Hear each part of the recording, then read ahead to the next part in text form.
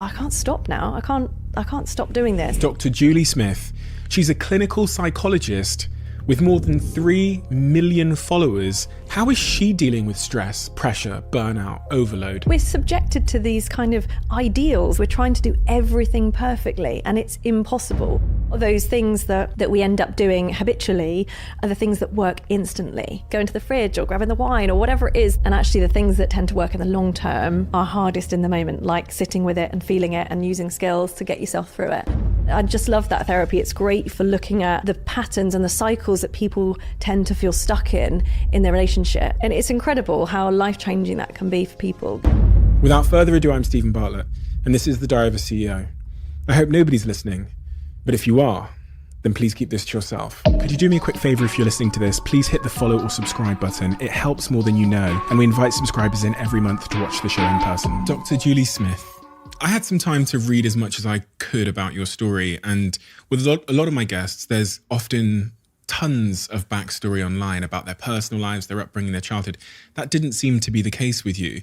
And I think one of the things that, from getting further and further down the road with your story, I thought was really wonderful was typically when people are successful and they reach the levels of success that you have in their disciplines, we tend to want to point to some kind of anomalous childhood where something traumatic or really significant happened that shaped them and made them obsessive or overly dedicated or passionate. Was that the case for you?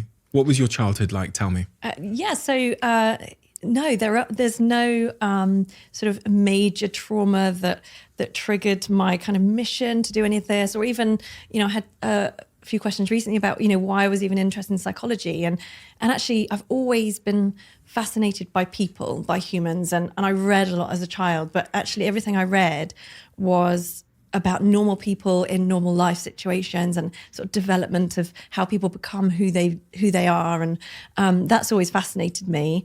And actually, I started studying psychology because I found it really interesting. It just, there was a new A-level available at my school, my college. And so I thought, well, that sounds okay. That sounds great. Let's try it. And I was just fascinated by it. And so I kind of went with that and went to university because everybody else was going. And it seemed like that was what you do now. And so psychology felt like, an interesting thing to do. I had no idea really what jobs could be at the end of it. I just kept following my interests all the way along.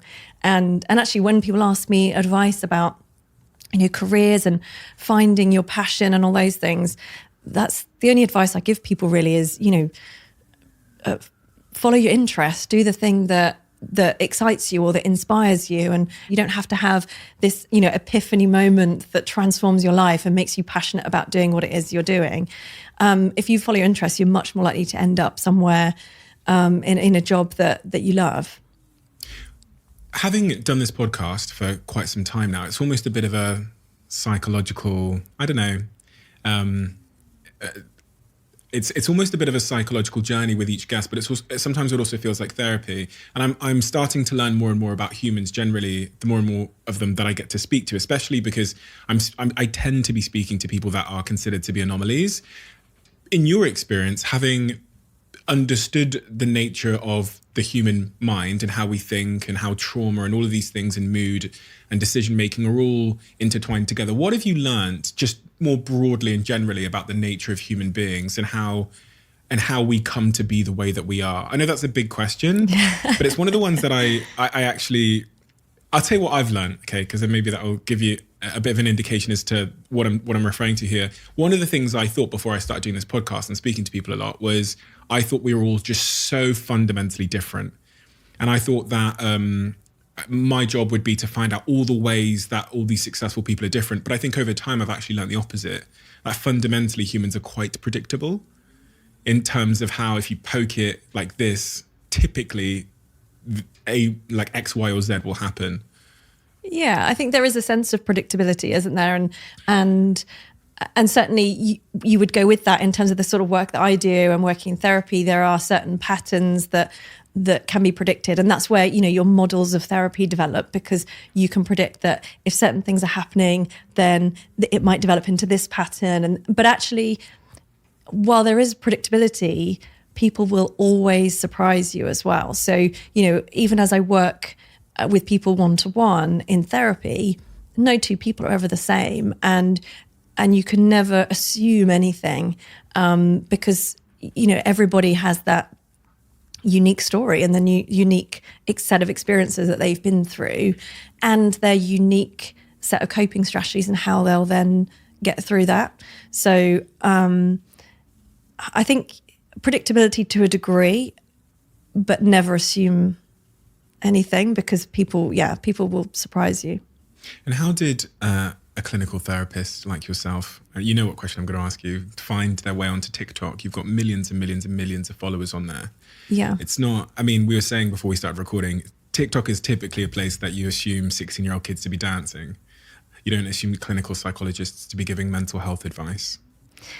Yeah, absolutely. And that's where, you talk about anomalies and stuff. I guess I have felt like I've been sort of swimming against the tide in my chosen career and the area that I work in that it's usually a very private, quiet kind of career choice. You're working with individuals, it's confidential, you work with one person at a time. And in that sort of area of work, actually very few people are even on social media because you have to protect your own privacy and confidentiality agreements and that kind of thing. So to even put stuff on social media felt quite scary for me because, your thought is, what are my peers going to think? Is this, what's this going to cause for me? But every time that I had someone else come in for therapy who found the educational aspect of it so helpful, I would go home and say to my husband, why do people have to pay to come see people like me to find out that bit of information about how their mind works so that they can deal with their anxiety better or so that they can, function in their relationship better? There's a set of kind of knowledge there and skills that are taught to people in therapy, but they're not therapy skills, they're life skills, and people can use them every day. I use them every day to help me get through everything life throws at me. And I just felt that it was unfair that knowledge should be kept and hidden away in the therapy room. So, my husband, being the person he is, said, well, go on then, do it, make it available and put something on YouTube or something like that. And so we did. We kind of half-heartedly made a really rubbish YouTube video. And then at that same time, he discovered TikTok. So he found the app, someone recommended it to him. He found it. It was full of kind of fun dancing, loads of really cool comedy. And we were sort of scrolling through it, laughing, instantly just, falling down that rabbit hole of scrolling. And he said, well, go on, make something like for 60 seconds, see what information you can get into it. And I said, well, no, you can't cut it down to that, small amount of time. It'll be impossible. And I'll probably get trolled out of there because no one is talking about that kind of stuff. There were young people expressing their distress on there and talking about their mental health from a personal perspective, but I couldn't find anyone who was kind of sharing education around it. So reluctantly, got persuaded and had a go, and almost instantly the response was just overwhelming. People were messaging saying they were checking in every day to see what the next video was, or and there's this real misconception as well that all my followers on there must be this young group of people. And a lot of the messages I get are from parents and even grandparents who are saying, oh, this concept you explained was really, really useful. I'm working through it with my daughter or my grandson and it's really helping. Thanks so much. Where's the next one coming from? So I kind of felt like when we started, it was going to be this one-off thing, like I should, practice what I preach and have a go. And I assumed that we would kind of delete the account, pretend it never happened. 2 years later, here we are, kind of 3.5 million of us later. So yeah, there was no kind of set game plan for it, but it just felt like the right thing to do it, to kind of put that information out there and see if people were interested in it. And it turns out people were quite hungry for that kind of information. People wanted not only to talk about mental health, but they wanted some evidence-based sort of quality tips and knowledge that they knew were coming from I guess a good place. Couple of questions there then. So the first one is, are you still seeing patients one-on-one? Yeah, so I still have a few. I had to stop taking on anyone else new because I was sort of bombarded with requests, and writing the book and everything has taken up a huge amount of my time. So I've kept that really limited. But I kind of still want to keep that going. I'm in the process of trying to work out how to manage that around doing such public things. Yeah. So that's going to be a real transformation for me. Because that's one of the things I've always sort of contended with when people have asked me if I do like one-on-one coaching and stuff. My kind of default mindset is, well, if I spend an hour, I'd rather make a video that I think can reach millions of people than sit with one person on their own. Yeah. So I was wondering what your relationship was with that one-on-one stuff. Yeah. Still I mean, valuable. in some ways I do miss some of the one-to-one stuff that I do or did do. And so that's why I've kind of held on to some of it, because you just cannot being one-on-one with someone in a room and developing that depth of relationship with someone where that therapy room becomes their sanctuary. And, that's an incredible privilege, that kind of work. And I love it. But there is that sense of, okay, I could sit in this room and, work with one person at a time, or I could make a video and share this idea with potentially a couple of million people, which, has become a real passion. And that I recognize that it just didn't interest me. The numbers and the, kind of business side of it just didn't really figure for me. It was genuinely just the feedback, the messages and the emails.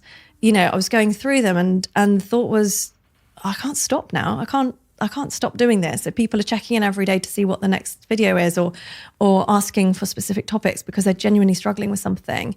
If I can help in some small way, then I really should.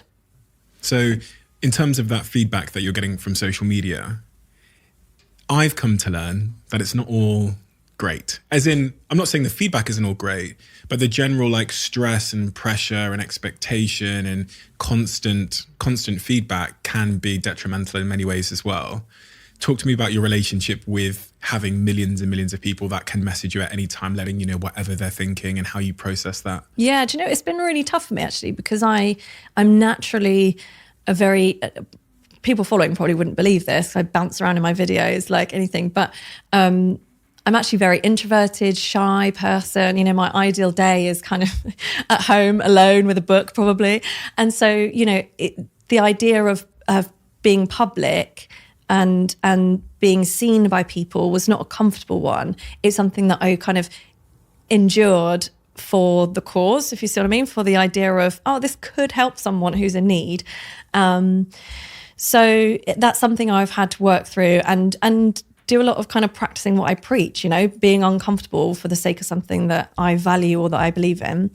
And yeah, I mean, I did a video on the mental filter, this kind of thought bias that we all have, and used the example of, with the kind of comments and feedback and stuff like that you can have 100 positive comments and you will scroll through them to find the one that's not positive, even if it's neutral, or God forbid negative, because you're built to do that. You're built to look for any signs that this is not okay, or that it's all going to collapse and everyone's going to hate you. And so actually doing the whole thing has made me practice what I preach, because I have to, because it's not an easy situation to be in, is that you're vulnerable when you're putting yourself online, or, as much as I do, when you're putting yourself out there, it's a vulnerable place to be. And a lot of people look on and think it's easy, and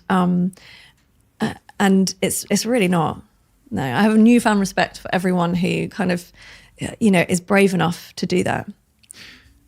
What you're describing there, that scrolling through comments looking for the bad one, is something I think we can all relate to, because I will get 99.9% like great comments, and then it'll be, as you say, the one that's either that's critical or that feels personal. It's if someone's like criticizing something that I've like done, I don't really care. It's when they are criticizing who I am, I think I find it hardest.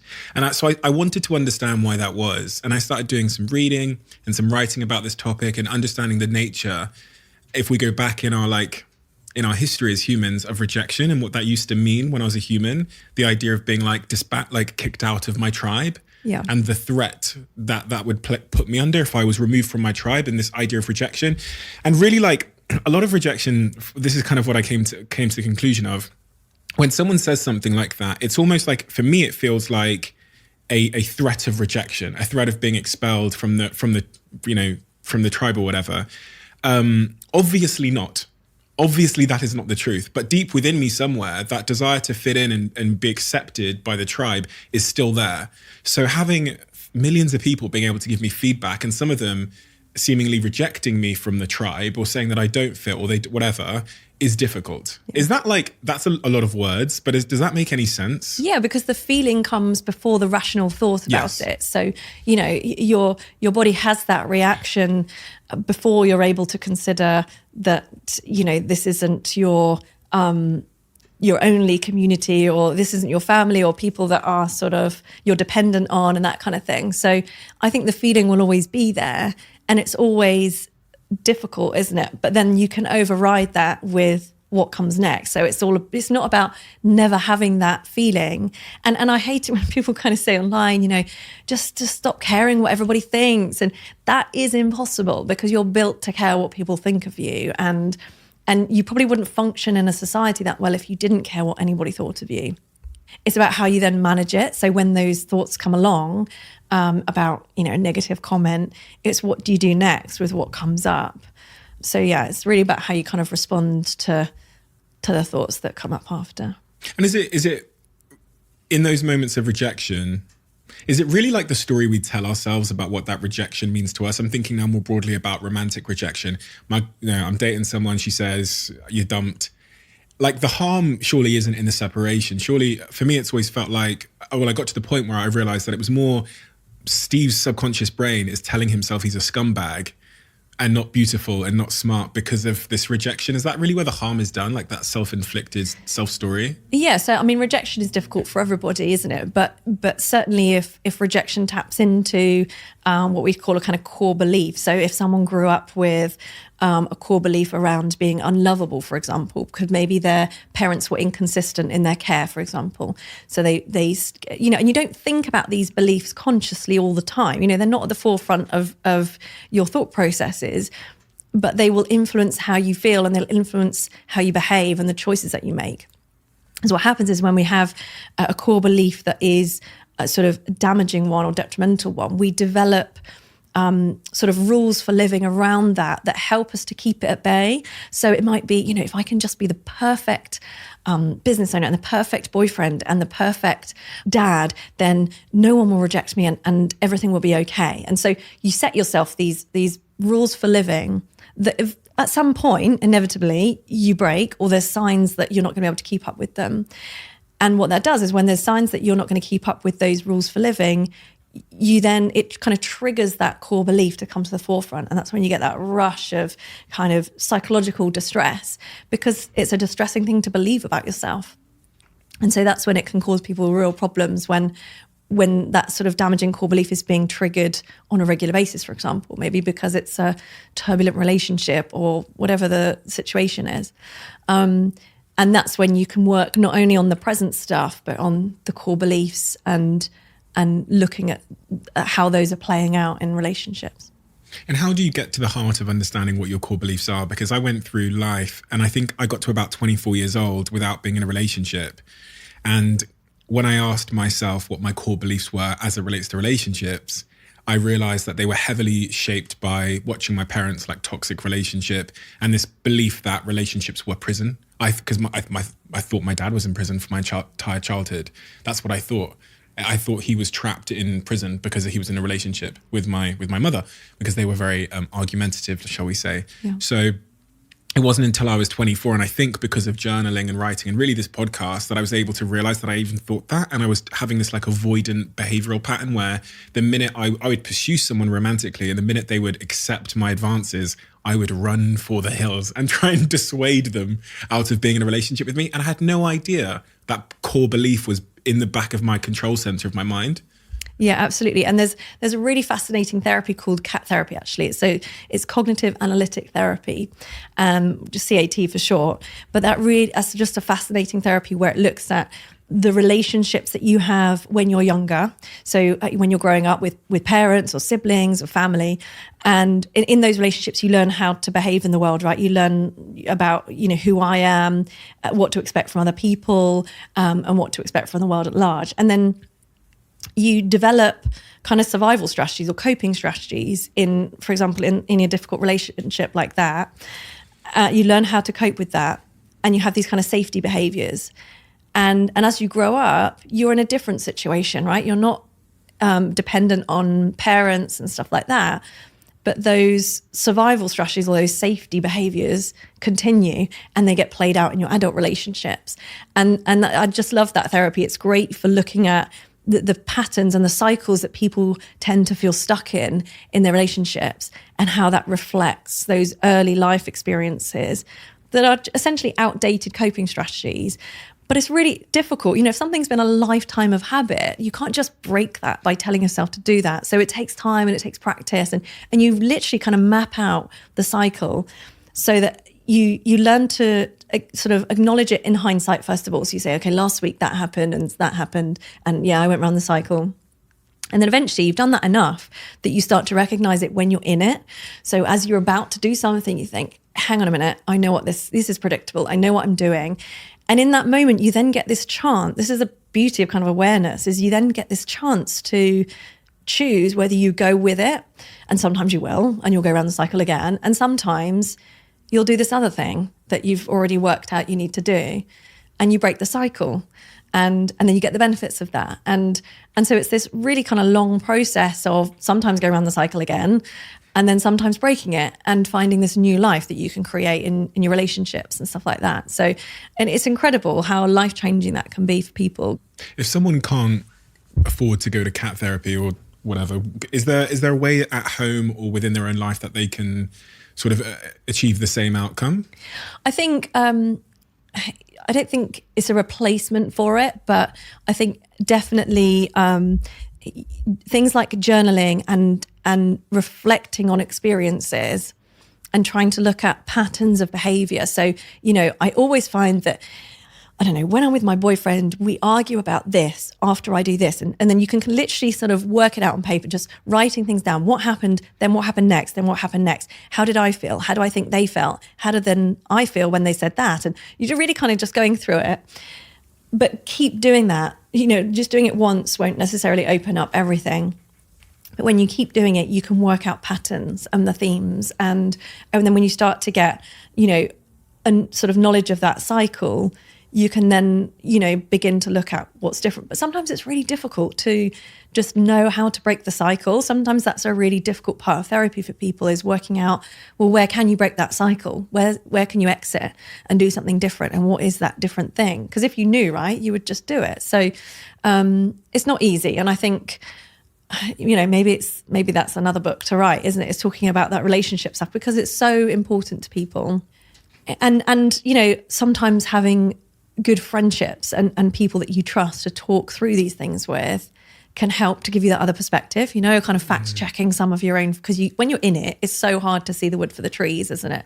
It's so much easier once you've got stuff down on paper and you're kind of looking at it, you've got that bird's eye view, and that's really the process of therapy. So if you can recreate any aspects of that with a really trusted friend or loved one, then that could be helpful. I don't think it's a replacement for therapy and the model and the training, but it's certainly something.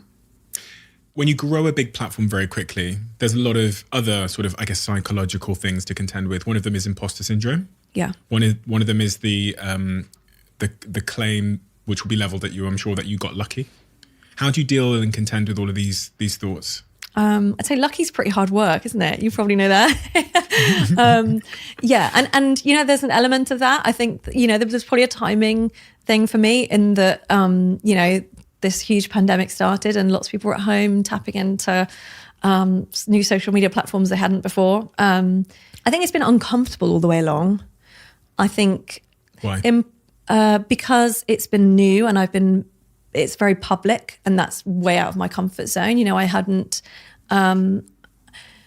I'd been in such a kind of small bubble. I live in a small town. I had a small, one-man band private practice. It was just me. And the whole reason for that was so that I could balance it around my children and be the mum I want to be. It was all very kind of organic. And suddenly this thing started to happen and become a bit of a roller coaster.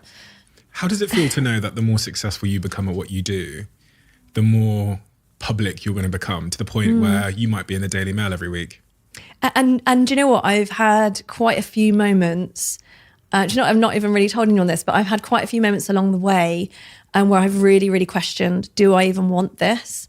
And I kind of told myself that as soon as all that feedback, nice feedback from genuine people who were saying, thank you so much, what's next?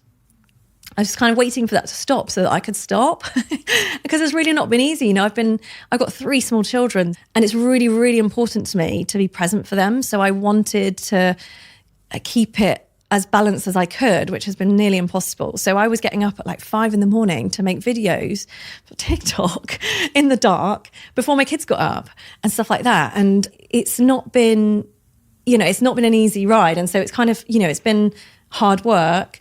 And I think I kept going because I felt like it was temporary. I felt like at some point everyone's just going to think, yeah, this is boring now, and we'll stop.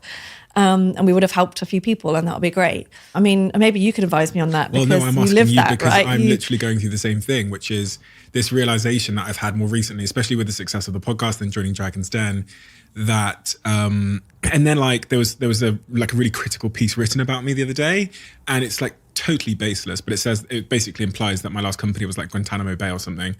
And I was thinking, this is going to only continue to get more and more and more, and I'm going to have to contend with more and more noise as I become more successful at the thing I love doing. So what do you do? Do you stop? And I do feel like a sense of mission and cause with what I do as well. So do I stop that, which feels in some degree a little bit selfish maybe, and just focus on like making my life very private? I can go to Bali and buy a big mansion and just chill. Yeah. Or do I carry on doing what I'm doing and realize that an unavoidable consequence of it is I have to log online every day, or I have to, open my emails every day and just see so much noise. Yeah. Which is difficult because, as you say, I want to have a relationship. And I noticed specifically this weekend when I was like speaking to lawyers and doing all this stuff because of this article or whatever, that I hadn't spoken to my girlfriend. And I'm like, the thing that actually matters the most to me, the person that provides me with the most like stability and love, is the thing, as you said, the most important thing, you say it in your book, is the thing I'm rejecting for the sake of noise that doesn't Yeah, and I think that's where it almost goes against the grain again, doesn't it? Because we're kind of taught to believe somehow there's this undercurrent in our culture that you should strive for, riches and fame and those things, because they'll somehow make everything good. And actually they make things harder as well. So, while some people can really enjoy that and they'll really feel that that's where they want to be, there isn't this narrative where people say it's okay not to, because those people are being quiet and going off, and doing their own thing. So we don't hear that narrative of it's okay not to be extraordinary, or it's okay not to stand out from the crowd, or it's okay to want a quiet life or a private life. And I'm as much a victim of that as anyone else, because when I'm not wanting certain sort of public things, I question myself, what am I doing?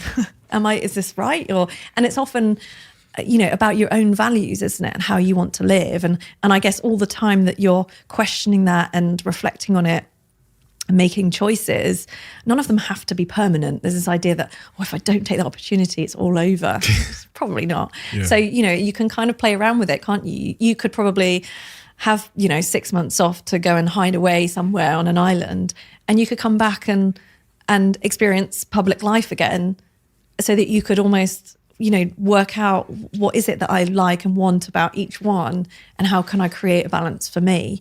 But yeah, we're just taught that we need to just strive for extraordinary and out of the crowd. And I think we have to question that.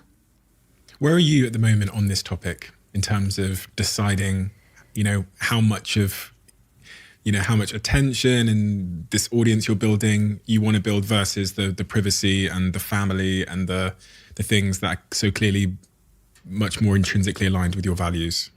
I think I'm getting there to a sense in the sense that I need to stick to the reason that I started in the first place. I think I have to keep that sense of integrity about, I started to be helpful. And the thing I loved doing, the thing I loved about writing the book was researching and learning about psychology and keeping up to date with the research. And that kind of stuff is the stuff I love to do. I love to learn about people and then to share that knowledge. And so I guess as long as I'm doing that and trying to sort of protect my children at the same time and live a normal life, then that'll be okay. But all of these things are a balance. I don't think there is a clear set answer to any of these things, are there? Like you've had that experience with the paper and that's made you kind of maybe step back a minute and think, wow, how much do I want this kind of thing? And it doesn't have to, make you do a 180, but it can make you just acknowledge and learn, I don't want to go too far in that direction. This is what I want. And I feel like it's that with me. You're constantly just edging from one sort of position to another. And you've got to learn in them. You've got to learn from the experience, like on the job, right? Yeah. Because these are not lessons that I could have learned from someone just telling me it. Yeah. And in fact, we've probably both grown up in a world where people have warned us about the things we're experiencing, and we didn't listen. Exactly. We didn't understand until we felt it, right? And if you try and convince some 10-year-old kid, you probably don't want to be famous. Yeah. You're right. Okay, whatever. Yeah, You have to learn these things. Yeah. Quick one. For many years, people have been asking for a coffee flavoured Huel, and quite recently Huel released the iced coffee caramel flavour of their ready to drink Huels, and I've just become hooked on it over the last couple of weeks. I've been on a really interesting journey with Huel, which I've described and talked about a little bit on this podcast. I started with the berry ready to drinks, then I moved over to the protein salted caramel because it's 100 calories and it gives you all of your essential vitamins and minerals, but also gives you the 20 odd grams of protein you need. And now I'm balanced between them both. I drink mostly the banana flavour ready to drink. I've got really into the iced coffee caramel flavour of Huel's ready to drink, and now I'm drinking that as well as the protein. Make sure you try the new ready to drink flavours. The caramel flavour is amazing, the new banana flavour as well is amazing, and obviously, as I said, the iced coffee caramel flavour has been a real smash hit. So check it out. Let me know what you think on social media. I see all of your tags and Instagram posts and tweets about Huel. Back to the podcast. One of the things you spoke about there is about values. And much of what you talk about in your book centers around understanding what our real values are and our goals and what we should be aiming for and how to deal with certain situations. Your brand new book, Why Has Nobody Told Me This Before, which I love, by the way, for many reasons. I love it because you don't have to read it all in one sitting. Yeah. You can skip to the key parts that are relevant to you. As is the case with all your content, it's super inclusive. So it doesn't feel like, I've got psychology books on my bookshelf over there that are, I have to do one page at a time and have a massage to get through each paragraph because it's difficult. But this is super inclusive whilst also being incredibly important in its subject matter. So values and goals, what is the difference? What is a value?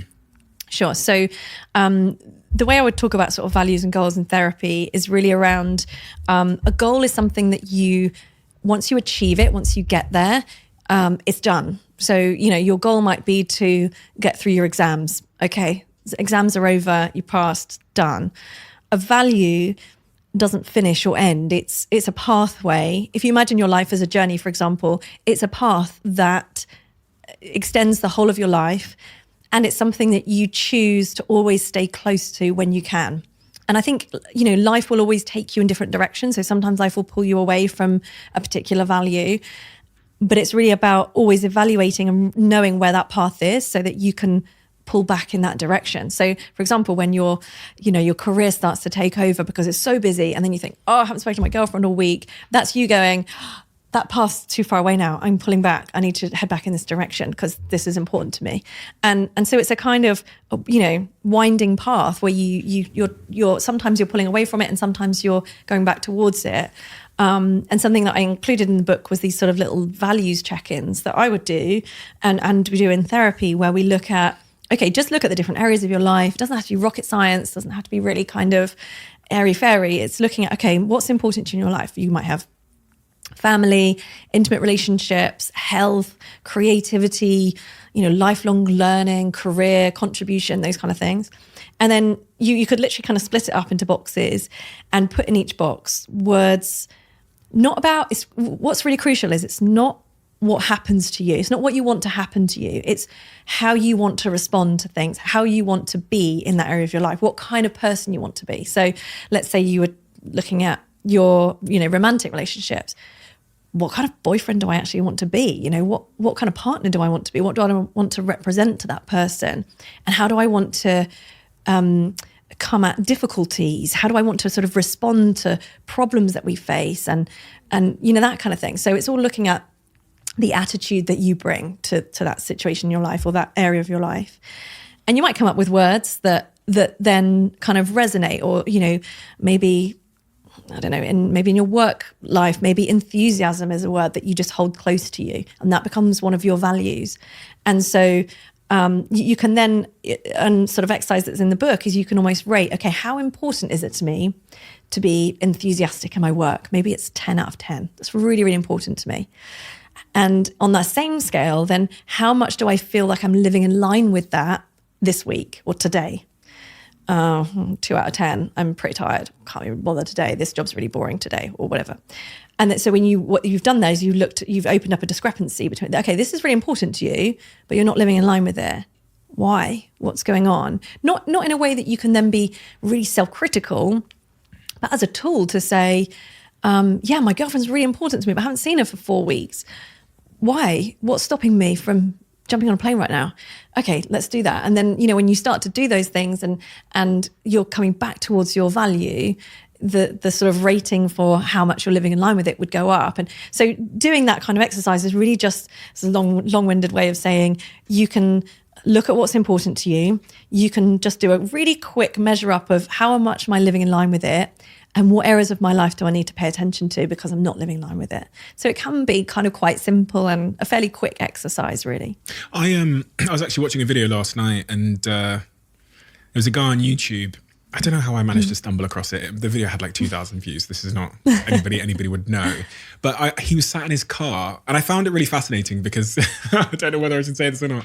But I found it fascinating because he exhibited certain like narcissistic delusions of grandeur in talking about what he wanted to become and what he wanted from his life. And it got me thinking that it's quite difficult to understand whether something you say or write down or are aiming for is a value, or if it's just based on like an inherent deep childhood born insecurity. Because if you'd asked me at 18 what my values were, I would have said £1 million, a Lamborghini. Like I would have defaulted to these things because those were the things that would have like, I don't know, scratched my like insecurities, right? Yeah. But as I attain those things and had more chance to reflect on what actually makes me feel good and fulfilled and complete, I would have said family, connection, health, two very different things, right? Yeah. One's cause-based, one is just an insecurity.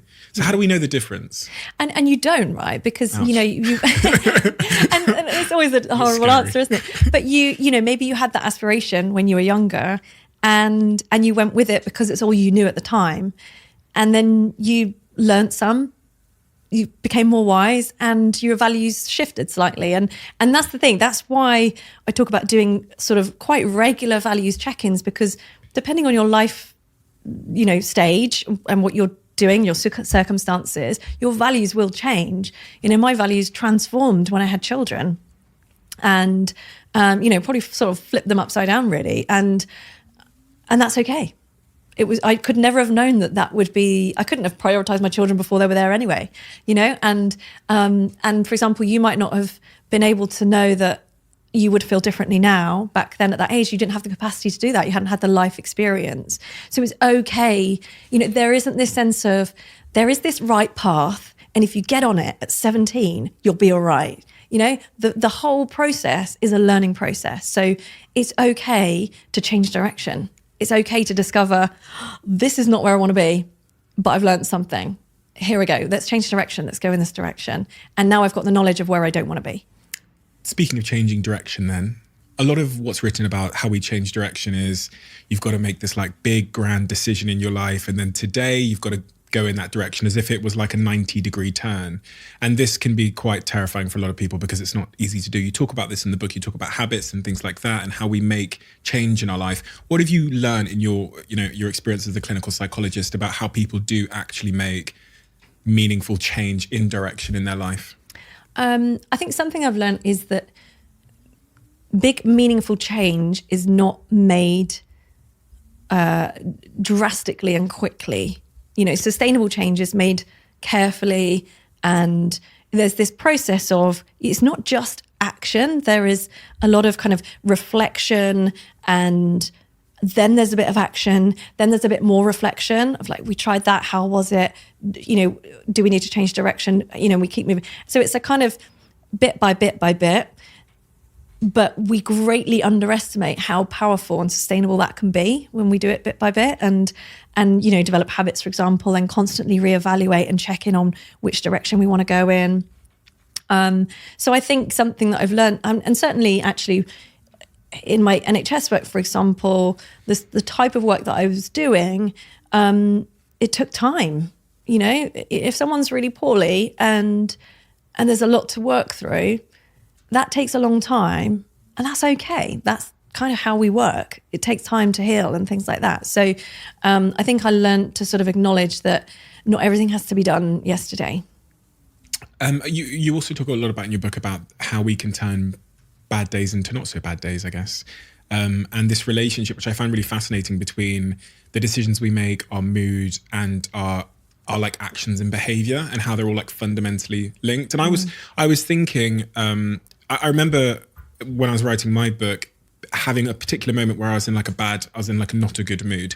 And I was trying to understand how to kind of hijack that to get back to a good mood. Do I go for a run? Do I just focus on my actions? Do I have to think my way out of my bad mood? What would you say to all of that? I think thinking your way out of a bad mood is difficult and often takes quite a bit of practice around using specific skills and stuff like that. Sometimes the quickest way to impact on your mind is through your body. So things like exercise, music, using your voice, like singing and stuff like that. Things like that can create quite big shifts in the moment, but also human connection. So, for example, if you've been kind of pent up and tense, and then, or you felt unsafe, and then someone hugs you and you burst into tears, and it's that kind of shift of emotion. And so, things like human connection, movement, music, you can utilize those to good effect.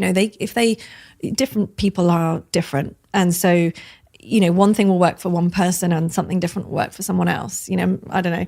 My husband likes to listen to kind of really like old school New York hip hop and stuff, and that puts him in a great mood. It puts me in a terrible mood. I hate it. So it's kind of, that everyone has a different experience of things like music or exercise.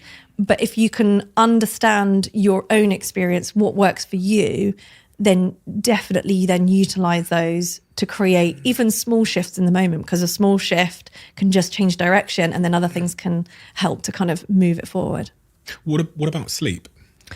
How important is sleep in terms of our mood and mindset? Oh, so important, so important. And, that's kind of a battle I've been going on because with this kind of work and the demands of creating content alongside having 3 small children, it hasn't been unusual for me to kind of be up in the night with children and then be getting up at 5 to make videos before I take them to school. And it's not sustainable, that kind of lifestyle. But I notice if I've not had enough sleep for, a few days, it will impact on how I feel, and it'll impact on my performance and how effective I am at work and what I'm doing. And so, it's something you just have to take seriously.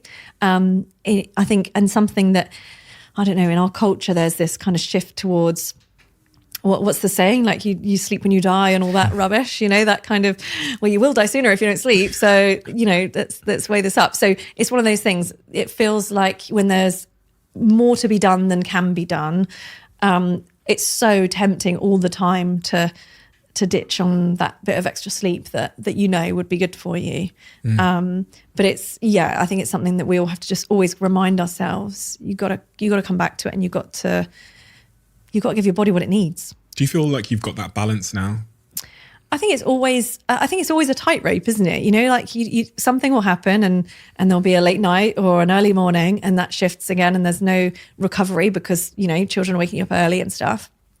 I think while I've got a balance, I hate the idea that I might perpetuate this notion that I've got it right and that, you know, just do what I do because I've got this perfect life. And it's absolutely not that way. And that is something that I think is detrimental, you know, in kind of social media and things like that, that can really catch people out, is the idea that you look at someone online and you assume that they have it all sorted and that they don't have problems and that they don't struggle with normal human stuff that we all struggle with. And so I've tried to sort of keep that honesty all the way along, that, yeah, these, you know, I mean, these are great tools and they really, really help, but it doesn't stop life throwing stuff at you. It doesn't make you invincible. And I say that in the introduction. This isn't the key to a problem-free life. It's an arsenal of tools that you can use to face those problems with that will ensure you can kind of get through it. Talking about all of that, so, you know, the success you've had and the impact it's had on, you know, your life and having to wake up sometimes at God knows what time to film a TikTok video. One of the things I read about in psychology is this idea that our motivation can start to diminish when something becomes extrinsically motivated. So when you're paid to do something, your motivation to do the task weirdly diminishes, even if you enjoyed it before being paid to do so. So have you felt that in your life, that now that TikTok and making videos has become work, the motivation to do it is shifting at all? It can do. I think there's the temptation for it to do that, isn't there, when things shift. And that's why I think it's been so important to me to keep it in mind. I think if I didn't have that initial reason for, you know, I wanted to share this really good information that's usually locked away in the therapy room, I just wasn't me. So it wasn't enough of a pull. You know, I didn't have any interest in being kind of public person, that kind of thing. So it wouldn't have been enough for me to work that hard on it. And it's, yeah, as long as I keep that thought or that value in my mind about, you know, sharing knowledge that can help people with their mental health, then that enables me to keep going. But has it shifted? What, in terms of becoming less motivated? Yeah. Or feeling more and more like work? No, I think there was a period where it felt like just a grind of work when, not the writing, I loved the writing, but then there was obviously this pressure to keep, you know, putting content out there, and I can't just disappear for 6 months. And that pressure felt like, but I think that was a symptom of overload, of just, okay, I've got to write a book, I've got to be a mum, and it's lockdown and we're homeschooling, and I've got to get video on every day. And, you know, that for me, that's a sign of overload, and that in turn influences your motivation in the moment. But I guess I'm aware that motivation is something I can't rely on anyway. It's a feeling and it comes and goes. So some days it will feel like a grind, and other days it will feel really exciting, you know, coming to do this and meet you. And that, you know, that stuff's kind of really wonderful. And some days, you know, I'm in my therapy room on my own with a camera going, oh, got to say something profound now, you know, what, find something. So, you know, and I think it's awareness of every job has its ups and downs. I can't rely on feeling like it all the time. I have to remember why I started it and the values behind it to keep me going. What have you, so that term overload was interesting because I've never really heard of someone describing it like that. Typically people say things like burnout or whatever else. What is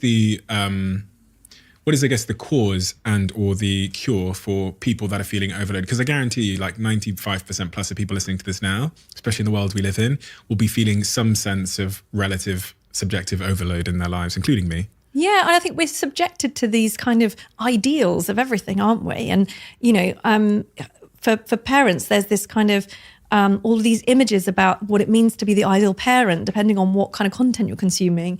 And then there's these ideas of the ideal business person or the ideal author or the ideal social media, you know, whatever. And because we're subjected to so many of them, we then just overextended. We're trying to do everything perfectly and it's impossible. And then we feel terrible and we feel like we're failing or we're at fault, rather than the culture that says you can be anything you want to be. You know, actually, it's okay to decide this is what I want my life to look like, and that's okay. You know, it's okay for it to be like that, and for people to have goals that are smaller than others. You know, I think it probably leads to a much more psychologically healthy outcome.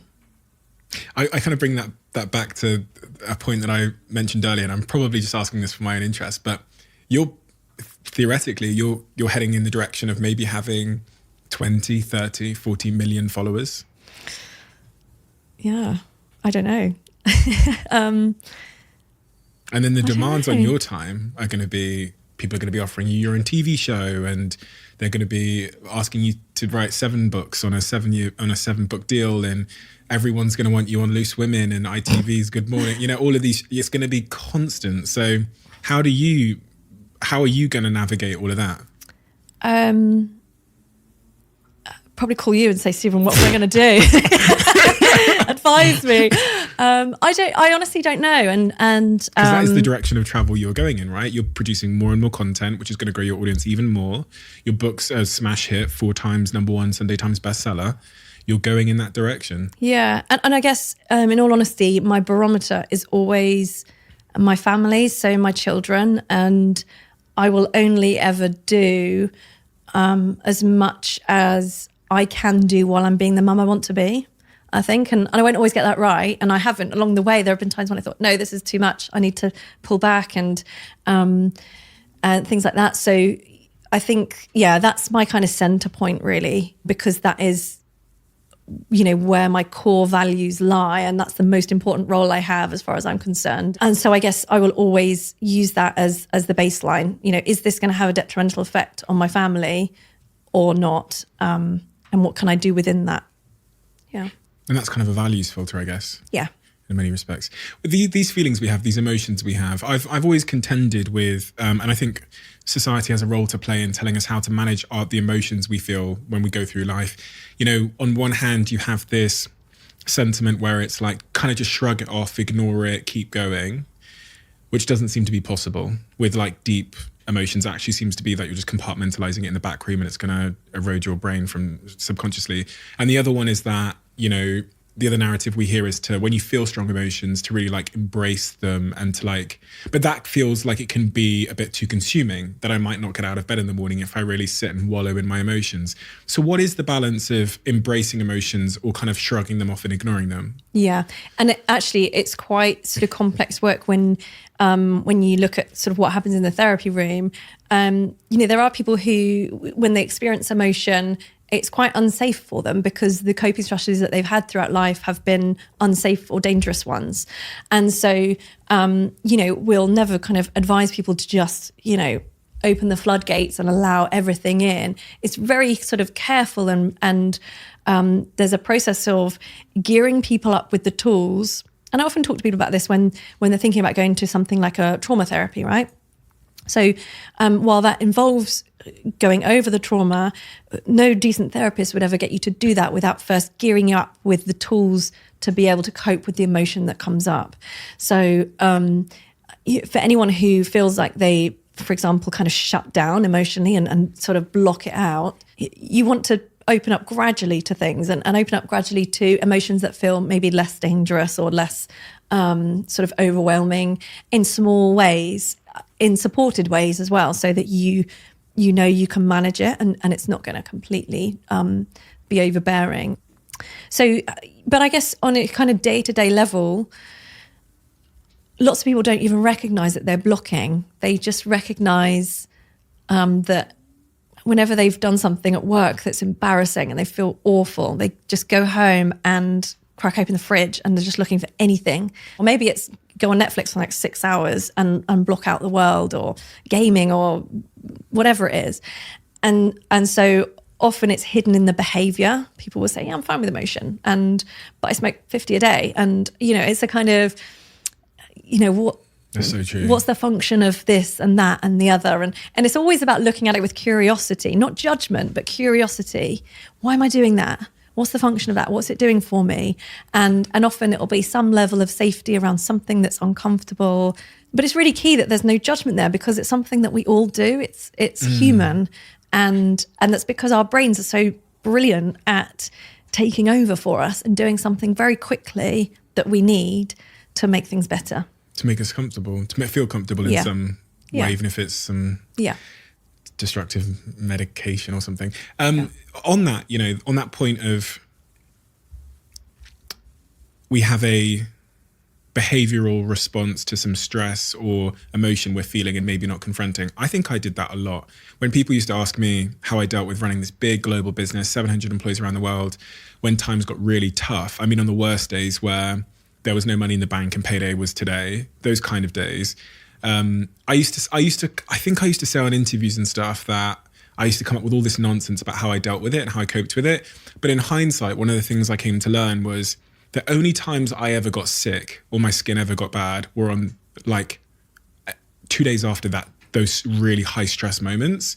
So on the surface, I was kind of shrugging it off and playing it cool.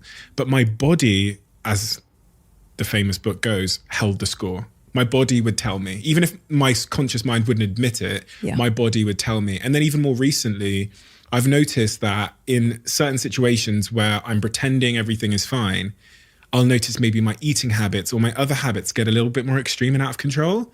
And I always thought I was invincible. I always thought I was some tough guy. And I think people followed me. Well, I hope not. But I think they saw me as that, as being this kind of mentally perfect, resilient character. But even I've noticed that in my behavior. And it's been so interesting to just pay attention to it. It's sometimes difficult because especially if you do engage in these kind of coping mechanisms, shall we say, a lot, you might find them harder to notice. But for me, I don't. So when I see any shift in my behavior, like I remember going through a pattern where I was eating crap again. And I thought, why am I doing this? Oh shit, yeah, because of that thing you've not addressed. That's playing on your mind every time you wake up. Yeah. And then my skin tells me straight away. I get some breakout on my skin. Men are the worst at this. I mean, so they say. They're the worst at talking about how they feel because of the stigmas and stuff. Yeah, certainly. I mean, about 75% of my followers are female. But saying that, of the male followers that I have, they're among some of the most engaged and ask questions and, come up with new topics and respond really positively in comments and things. And so I think there is a shift in the right direction. And I think social media has had a lot to do with that, actually. It's enabled people to start having a conversation that they wouldn't dream of having face-to-face with people. And certainly I recognised that when I was just working in my private practice, I wanted to do it around the family, so I couldn't do it all. So I kind of left the NHS and I thought I'll just work in school hours and I'll manage it around that kind of thing. So I thought I would have to advertise and I never did. And that's because, well, therapy is a really private thing when you're really struggling. When it works and you get better and then you're doing fine and it finishes and you go off about your life and then you come across someone who's struggling and they go, that really helped me, try that. And so actually all of my work was based on word of mouth.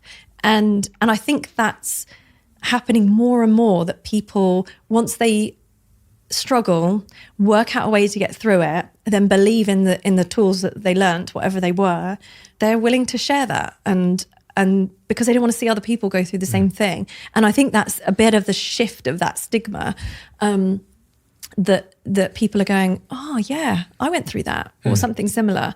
Go and try that. It really helps. And if people are sat at home and there's something that they know they haven't addressed, that's playing on their mind, that they're thinking about a lot often and trying to just kind of compartmentalize and not address, what would you say to those people?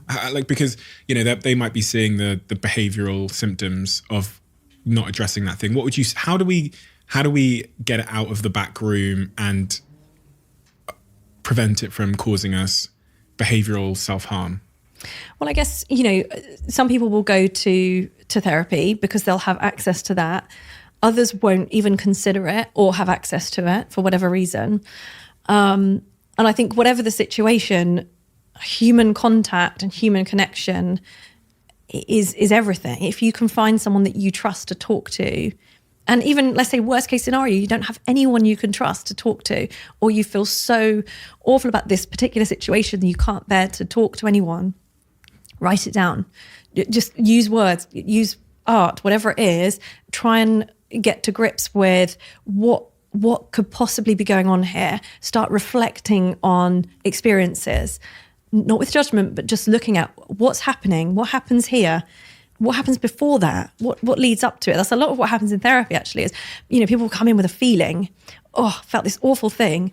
And then we'll look at, okay, what led up to that? Let's go back a week and let's work to it.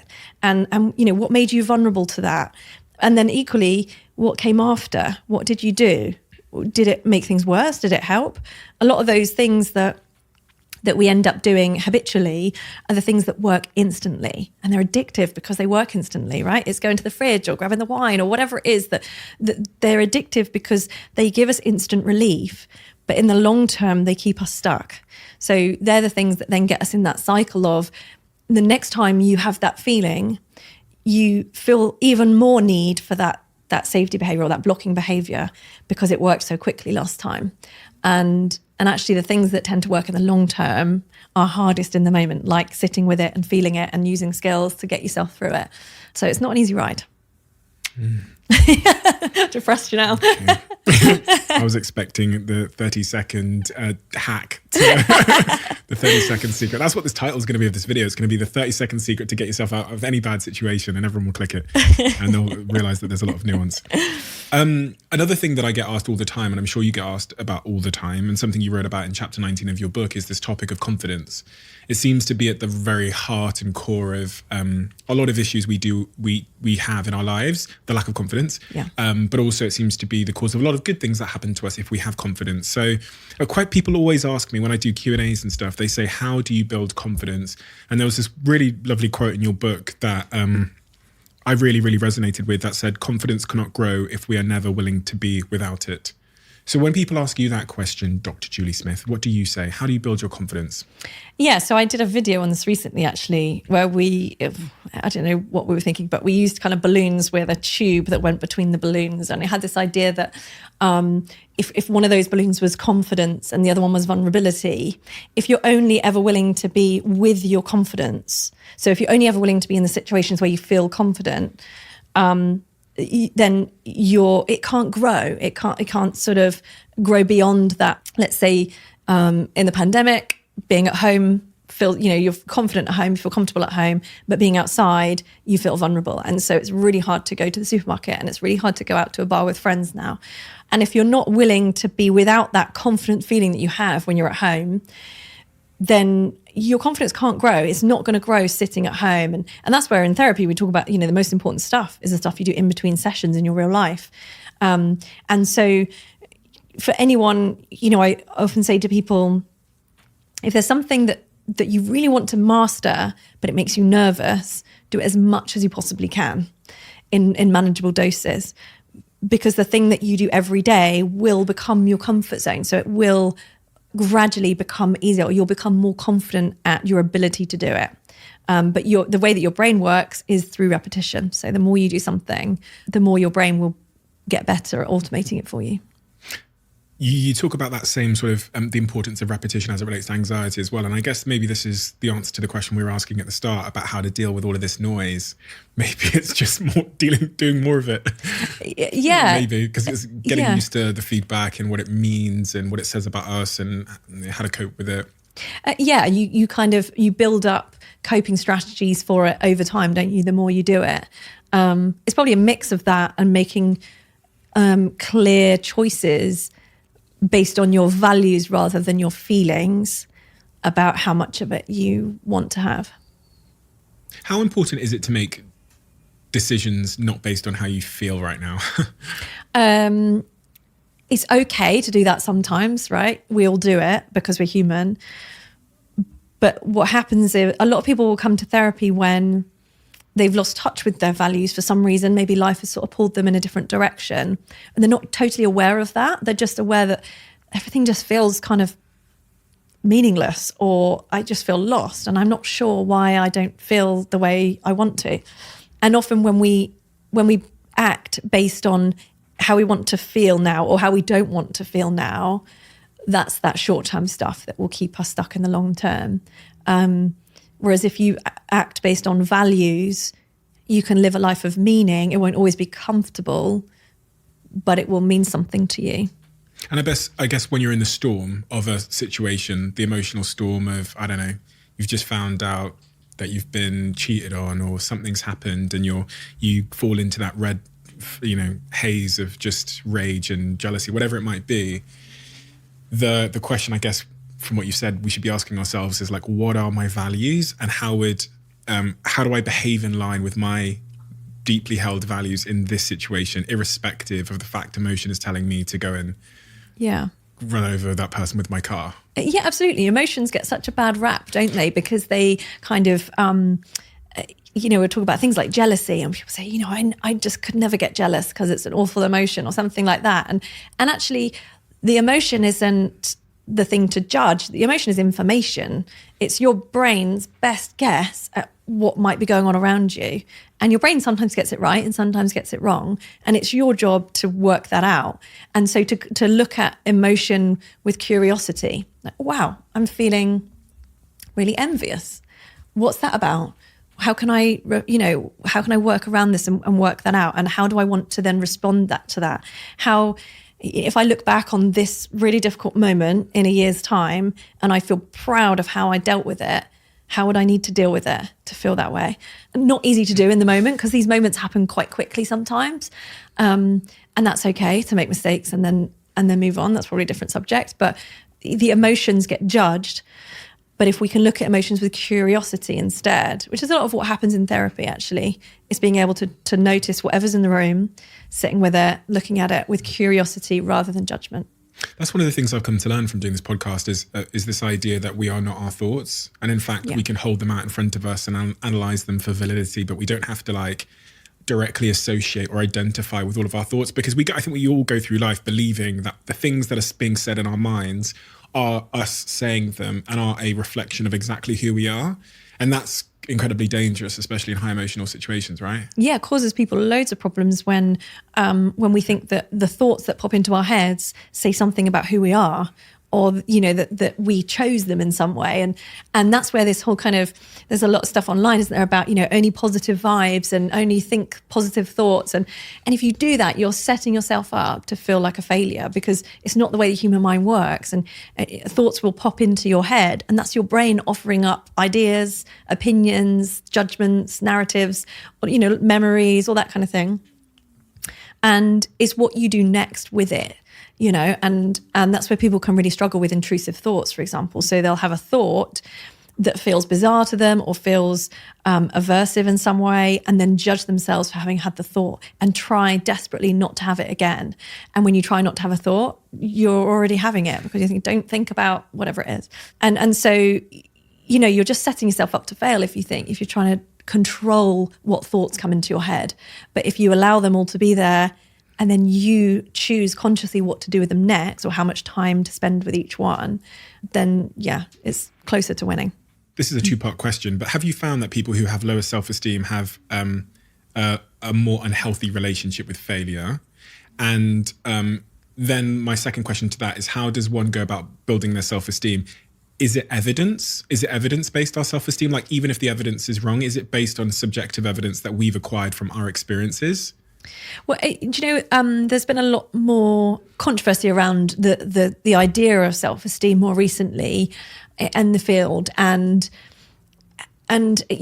self-esteem is based on this idea of it's your sort of evaluation of yourself. And so there was a lot of work done in schools and stuff years ago around getting kids to think of what they were good at and what they could achieve and their strengths and what they liked about themselves.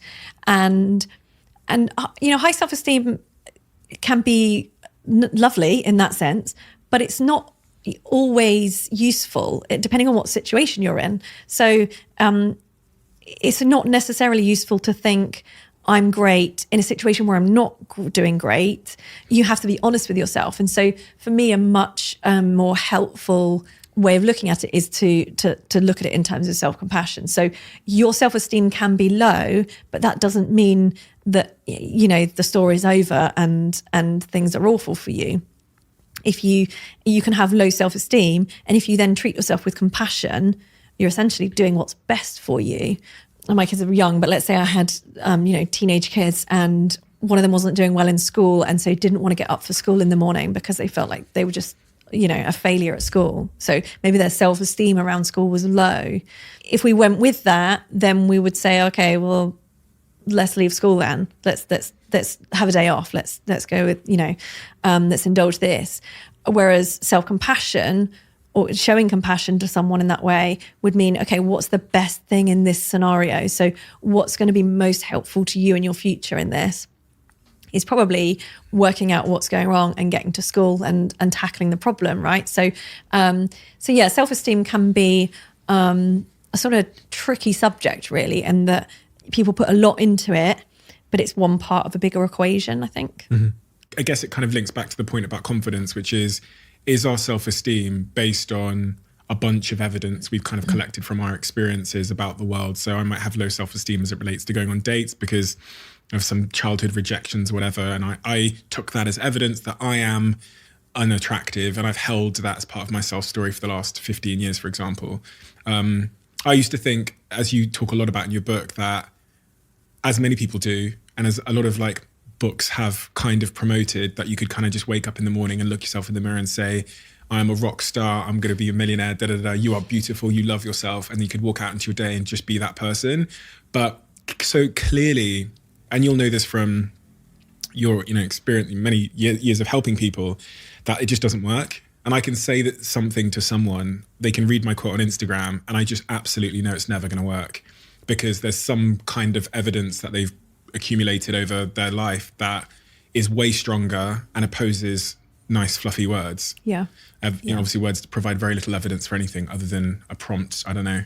Yeah, absolutely. So your brain works like a scientist with evidence through action. So, if you want to start to feel better about yourself, essentially the best way to do that is through action and doing things that not kind of flood the system and make you feel really vulnerable, but something that feels a challenge, but manageable. And then you get this little kind of step up, and there's something else that's a challenge and manageable, and you get this step up. But yeah, certainly with, words are powerful, but things like affirmations I talk about in the book, about how not to completely throw them out, but to be sure about how you're using affirmations. So if someone already feels lovable and they read an affirmation that says I'm lovable, it'll probably make them feel quite good for a minute, and they can soak that in and enjoy that. And it'll be kind of short-lived impact. If someone doesn't believe that, if someone has core beliefs that they're not lovable and they're trying to repeat I am lovable, it can almost be detrimental, because it sets up this internal argument where your mind also chips in with the reasons that you're not. And then you start kind of battling it out in terms of but what about this? And what about that? And then you end up having, you're in turmoil. So it can have a detrimental effect if that person is genuinely really struggling with low self-esteem or low confidence and that kind of thing. So I think affirmations can be more helpful when they're instructional, when they're about, when this, do this, and it will help you get through this difficult situation. Like, sports people use them and stuff like that, and to help them get through high pressure moments. But in terms of turning around core beliefs, probably not so much. On high pressure moments, one thing that I did recently, which I thought was very interesting and opened my eyes to a whole new world, was I did a breathwork session. Okay. Have you ever done breathwork? Not a huge amount of it, but it's getting more popular, isn't it? Yeah. And I just got really intrigued by this idea that breath can have a really profound impact on mood, how we're feeling, and specifically, as you write about it in your book, anxiety. Yeah. Talk to me about breath and the role it plays, and how we can use our breathing to make ourselves feel less anxious. Sure. So it's one of probably the first things that I will go through with someone, because you'll get people who come along for therapy, and in that first, it takes time, right? You have to get to know each other, and they're trying to communicate their story, and then a whole week goes by before you see each other again. And actually, people often go to therapy when they're in a really bad place, and so they'll often be saying, is there something I can do in between sessions that's going to help me get through to next week? And so if that person is struggling with really high anxiety, that one thing that is very quick to teach that they can take away is something like a breathing exercise, because it's one of the quickest ways that we can, slow the anxiety response. So if you're anxious, your breathing will be fast and shallow. So kind of, and if you do that for long enough, you actually start to feel quite panicky. And that's because, you know, your heart and your lungs are connected. So your heart's going to start pounding to get all that oxygen around your body, and you'll kind of start gearing up into action. So if you can slow your breathing down, you can slow the whole process down. I think I mentioned this in the book. I've certainly done videos on it, is sort of box breathing or square breathing, where you can, if you're out and about and you don't want anyone to really know what you're doing, if you're on a bus or at a meeting, pick something like a door or a window or something. It's kind of box shape. And you start with the kind of bottom left corner. And as you kind of trace your eyes up to the top corner, you're just counting in as you breathe in, and it's maybe like 4 seconds. And then as you trace your eyes across the top, that will be a pause. So you're just holding a breath for 4 seconds. And then you come back down with an out breath of 4 seconds and then hold. And so you're just kind of breathing in 4, hold 4, out 4, hold 4. So, and it's just one way of, when you're out, to give you a visual focus that can help you to just monitor, okay, and now I'm breathing in, now I'm breathing out. Because when you're really, really panicking, actually breathing slowly can feel really difficult to do. So you can use that kind of visual. But also more recently, some great research has been coming out about how to kind of, it's helpful to extend the out breath. So if you can, it doesn't really matter what the numbers are. If you can make that out breath longer and more vigorous than your in breath, then that's going to help calm that response fairly quickly. Why does all of this matter? Because so my girlfriend started talking to me about breathwork, and she started studying it. And so I went along kind of reluctantly, what is this nonsense, to this breathwork class. And the guy sat me there and started talking to me about the like prehistoric reasons as to why when we're in high stress situations or feeling anxious, our breath changes. And when someone explains it to me in scientific terms, I buy in. And the way he explained it to me, from like, you know, if you're on 10,000 years ago and you're on the savannah of Africa and a lion's running towards you, your body prepares you in many ways for that fight or flight response. And the problem is, in the stimulated, stressful world we live in, we're kind of like living in fight or flight a lot of the time. And so after hearing that from him and practicing a little bit, I've become really, really aware of the fact that when I am stressed, my breath basically, it feels like it's stopped. Like it's so shallow. And so now I override it. And it's been such a revelation in my life to try and override, you know, because you don't see it, you don't know it happens. But for me, I get the alert, which is the feeling of tension in my body and kind of stress. And then I can do something about it. But where does this, you know, was he right? Is that where all this breathing stuff comes from, in like meditation? Well, yeah, because you can't, you know, you don't have that kind of anxiety off switch, right? Or you can't directly choose to slow your heart rate, but because it's linked to other things that you can influence, you have to use those as avenues in to sort of slow the whole process down. And that's where, you know, we really underestimate things.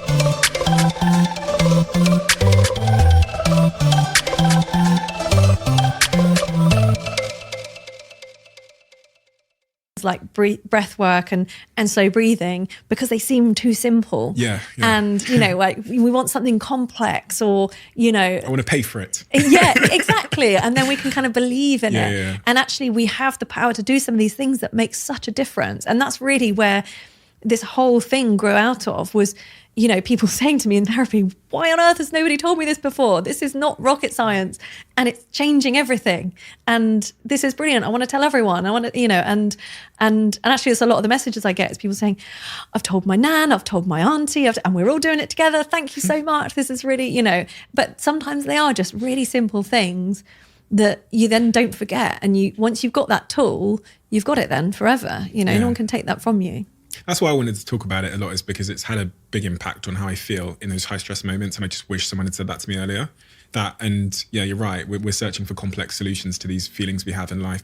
Over the years, from doing this podcast and just general research, it's becoming more and more apparent that really what I need to do is just to live more like a human being. And in fact, the world I'm living in is doing the opposite of that. It's making me live like some kind of cyborg that doesn't have emotions and everything. I mean, you talk about, I think it's chapter 5 of your book where you talk about the basics and sleep, nutrition, connection. These are all things that exercise. These are all things that human beings have always done. And in fact, the avoidance of those things in the modern world is causing us all of these like symptoms that we're diagnosing as flaws or, signs that we are broken.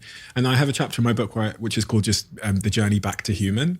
As if like at some point we took a wrong turning and we actually just need to get back to being humans again. And I felt that in your writing, but I imagine, how do you feel about all of that? This idea that we've kind of abandoned what it is to be human? Yeah, because it feels like you have to battle to do normal stuff, to do human things. Yeah, exactly. It's a war. And it is because of, I guess, the sorts of media that we consume that tell us, you got to do more and be more and have more and earn more and spend more and it's sort of this treadmill that keeps speeding up and everyone's going, why am I so worn out? Like, what's going on? And then they blame themselves for feeling worn out when actually it's this environment and all these kind of pressures that sort of make that worse. And so, yeah, I mean, and that's where, like when you ask me about kind of, what's next and how do you cope with all that, it always has to come back to, we're in privileged positions, right? Where it can feel like you don't have choice. You have to just keep going. But actually, the thing about privilege is that you then get to choose what's going to be most healthy for me here, what's going to be most meaningful and give me the life that I want to have. And so that you're basing your decisions on your own values rather than somebody else's. It's very true. And I think that's maybe one of the thoughts that is quite liberating from the potential stress of the situation, which is it is always a choice. And you have so much, you'd probably rather have the choice. Yeah. Right? Because else you'd probably still be striving to get to a position of privilege and choice. Because there are people that don't have choice, right? And that's where something else I talk about in the book is about how people talk about, just eliminate your stress. And say that to the single mum who works 40 hours a week to keep a roof over a kid's head, or, that lots of stresses can't be chosen, or maybe you're waiting for results from the doctor about some test you had and the stress is just hanging over you. Those sorts of stresses, you don't choose those. They're a normal part of life and there are tools to kind of deal with those, but when there is there will be certain parts of life where we can say yes or no, and that's when we need to exercise that control, I think. Death. That was a big turning point. That was not a transition. But you talk about death in your book, and it's funny because I sat here with my previous guest, and he talked about the importance of accepting your own kind of mortality and the change that can have on you. What is your position on this topic? Do you think it's important to understand that you're going to die, and if so, why? Yeah, and it's something I kind of got, up to my neck in when I was sort of researching for the book and stuff like that, because I included a chapter on grief and loss, and then I started to kind of read more widely about dealing with your own impending death and for people who have sort of illnesses and things like that, when they know their death is coming. And so I just got really kind of into all that stuff, and there's some great work out there by some brilliant people around dealing with the idea that it's all going to end, and the idea that that can be a source of meaning. It is a source of fear, right? Everybody has to deal with that fear, but it can also be a source of meaning in life today. So it can be a reason why you get up and you go with that value of enthusiasm today, or it can be a source of that's why I get up and I practice gratitude, or why I always tell my girlfriend I love her every day, or whatever it is. That it can also be a way to live well. There's a book called Influence, and one of the 5 principles of influence is this idea of scarcity. It's really a marketing book. It tells you how to make people believe things have more value. And one of the ideas in it is that you convince them that it's scarce, which is why if you go on booking.com, it'll say 1 hotel room left, 75 people just looked at this hotel, they're about to book it quick. And that convinces people that the thing is of more value. And I think for me, death does that. I actually have a sand timer over there on that next to that little white head for that very reason. And I talk about it in my book a lot, because I do believe that most of us don't go through life actually believing or realizing that things are finite. And once we do, we realize that they're scarce, then we will attribute more value to them, which means that every moment is so unbelievably more precious. And that can help you filter out, the decisions you're making. There's so many studies been done when they interview people on their deathbeds and ask them about what really mattered. And I want to get to the point every single day where I'm making my decisions from the lens of deathbed regret, if that makes sense. I think that will probably keep me more in line with those values you talk about. Yeah, absolutely. And actually, it's an exercise that's done in acceptance and commitment therapy, where you talk to people about, let's say, you reach the ripe old age of 104 and you're sat in your armchair and you're looking back on the chapter of your life that is to come. What would it need to include for you to be looking back smiling and feeling like, yeah, did I right there? That was how I wanted it to go. So not necessarily what you would want to happen to you, but again, it's how you would want to live and the attitude that you would want to face life with. How would you answer that question?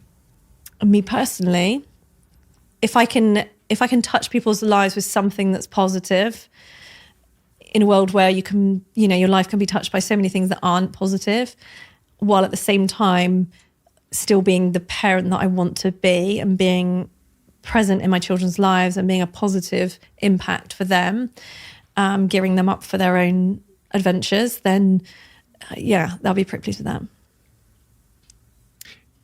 In the book, you say, when it comes to a happy life, relationships beat money, fame, social class, and all the things we're told to put effort into. I talked about the neglecting my relationship over the weekend because of some of these things you've described here. So from your practice, what have you come to know about the importance of relationships, whether romantic or platonic?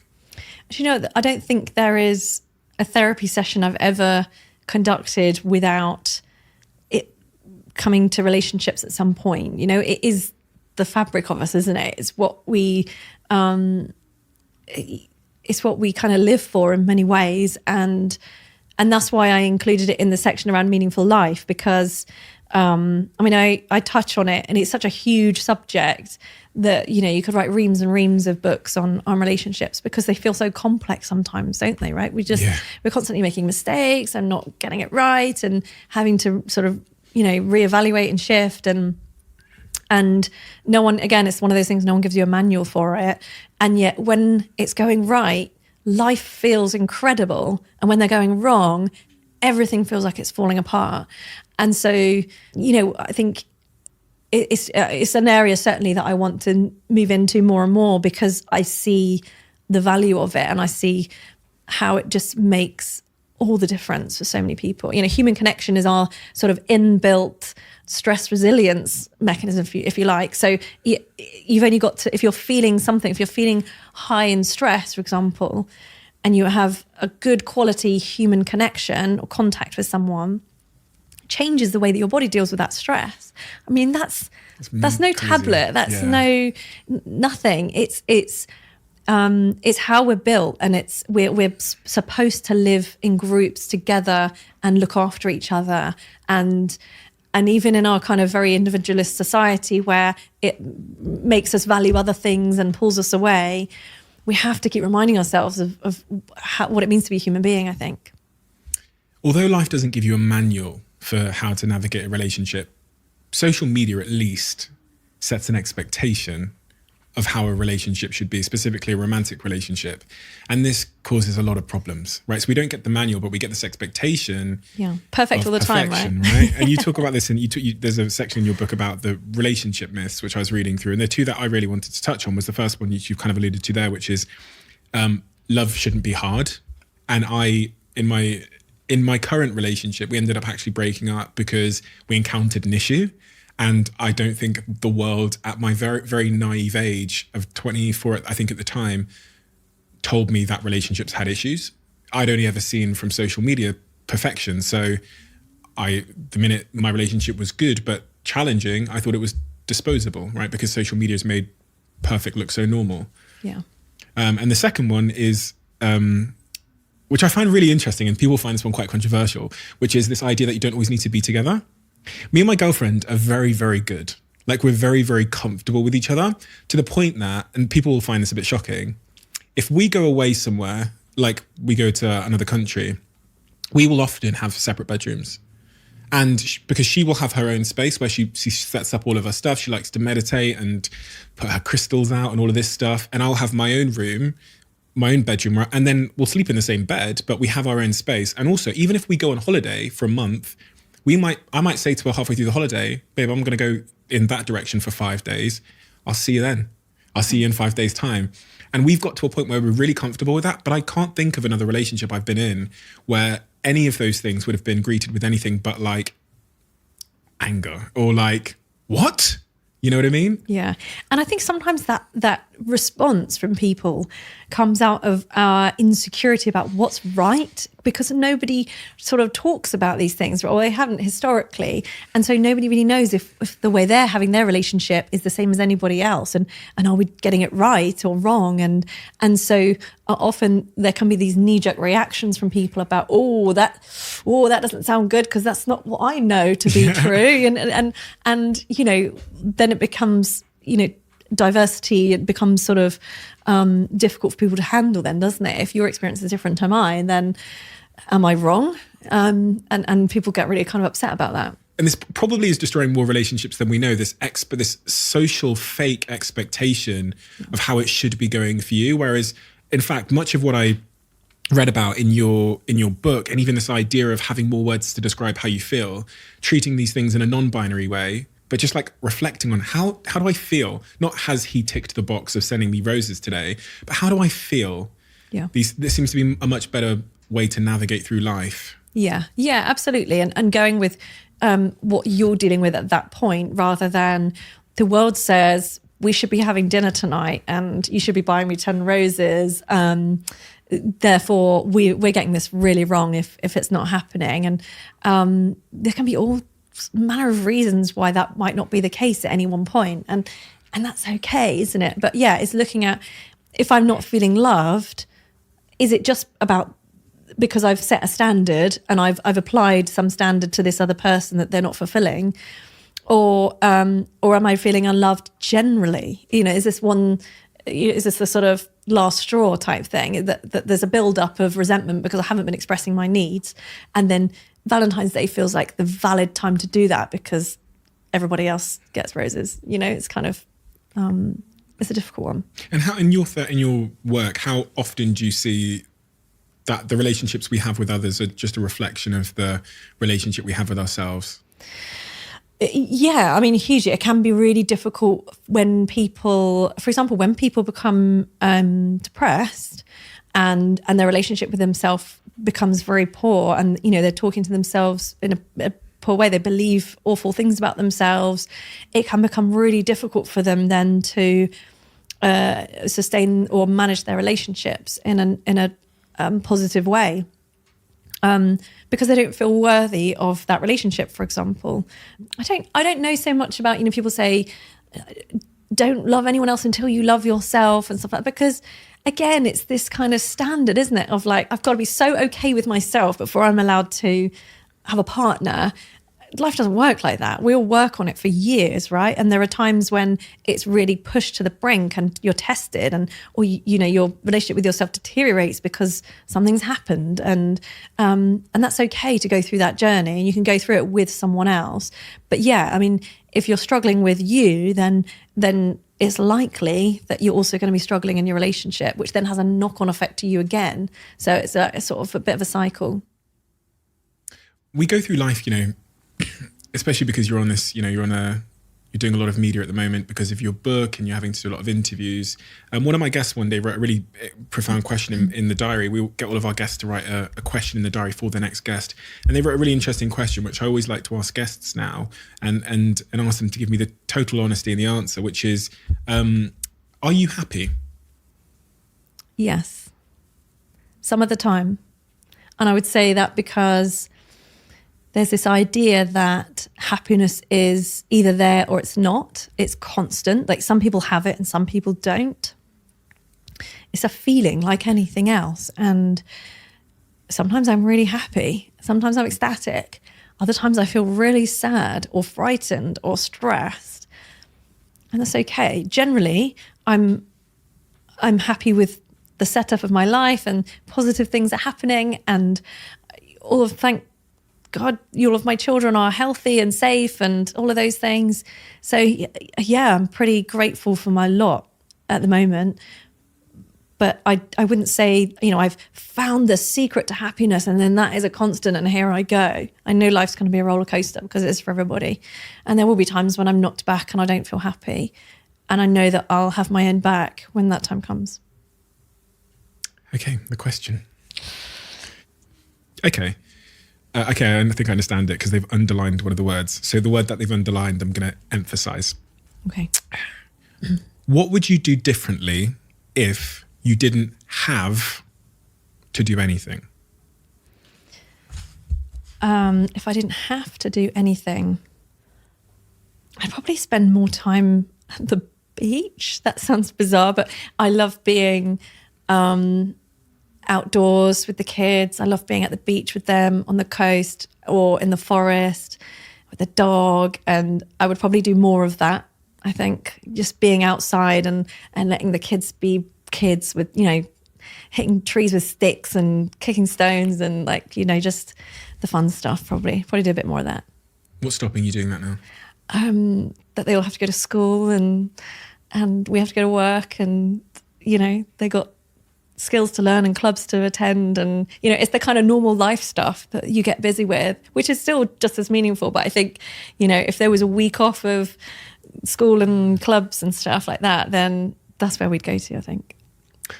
Thank you for your time, your honesty, and your brilliance. The book is, as I said, it's an incredibly important book, not least because of its basis in more than a decade of knowledge and practice, but also because it's so inclusive and it's so easy to read.